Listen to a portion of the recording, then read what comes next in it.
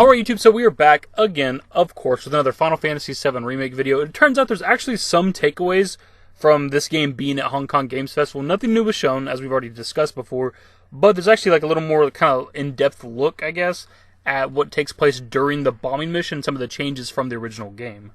Now we have had some people like Maximilian do like kind of an in-depth breakdown of the press demo, which is the entire bombing mission.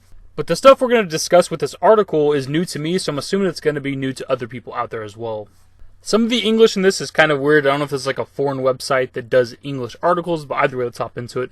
During the ACGHK 2019 game show in Hong Kong, the editorial staff of Silicon Air was able to watch the entire introductory sequence of Final Fantasy VII Remake, the bombing mission, commented by the producer Yoshinori Kitase.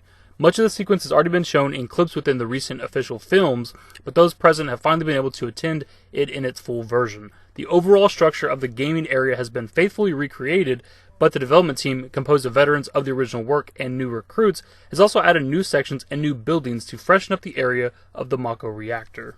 So the main takeaway from that segment for me is the fact that it says there's new buildings. Like, we already knew there's new sections. We've seen that with some of the gameplay and, of course, with the concept art, the area where you like buy the tickets to get on the train.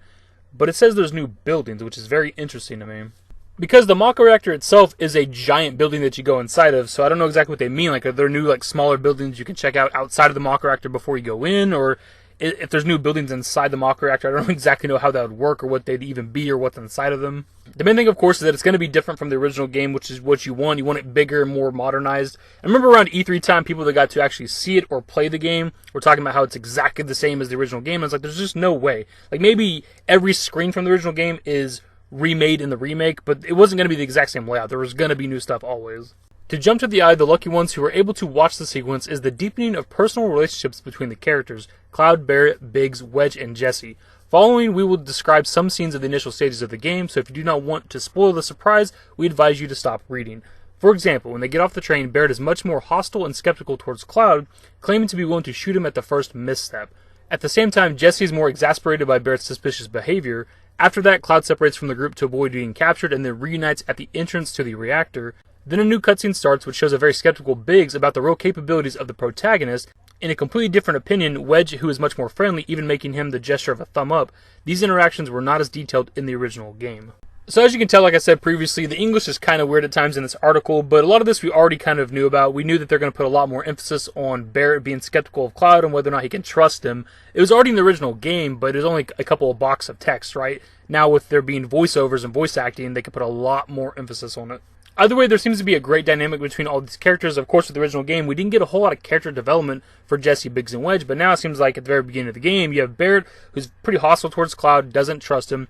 Jessie, who's kind of on Cloud's side, is questioning how Barret's acting, and of course we know that she's attracted to Cloud, it seems, with the remake. You have Biggs, who's questioning if Cloud is even as good as he says he is, and then you have Wedge, who's like the cool, nice guy who is on Cloud's side.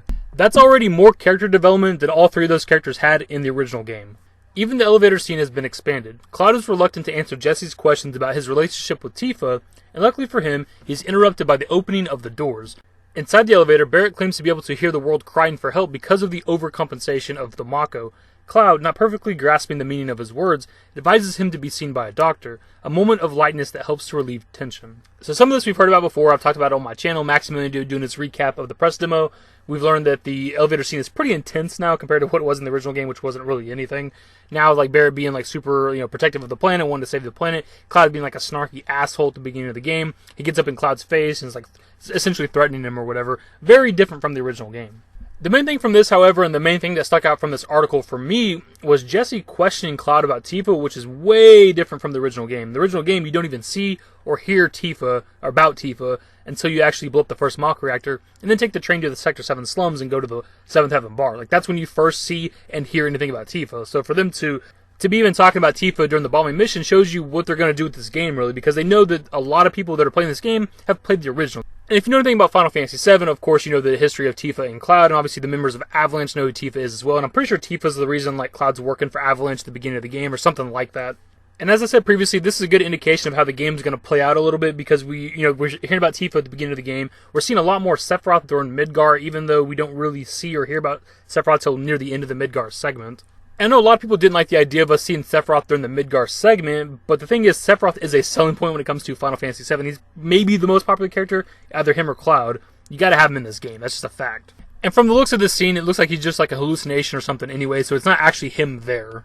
The main point is that when it comes to the remake, it seems like they're going to have a lot of nods and fan service to the lore of Final Fantasy VII. We already know that Cloud and Tifa have a history. They like each other, or whatever the case. So why wouldn't you be talking about that already, especially if the members of Avalanche already know who Tifa is as well?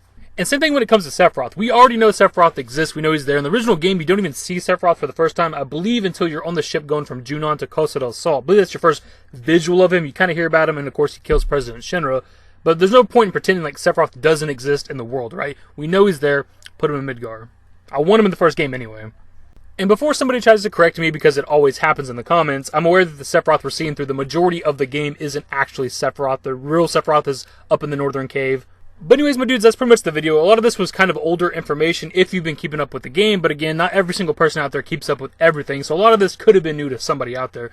But the main takeaway for me, the new information, was the new buildings being like in or around the first mock reactor. I'm very interested in that, and them talking about or even referencing Tifa at all during the bombing mission. And also, I suppose, getting a little more of an idea of what Biggs and Wedge are like, because I guess we haven't really known what their characters are going to be like yet.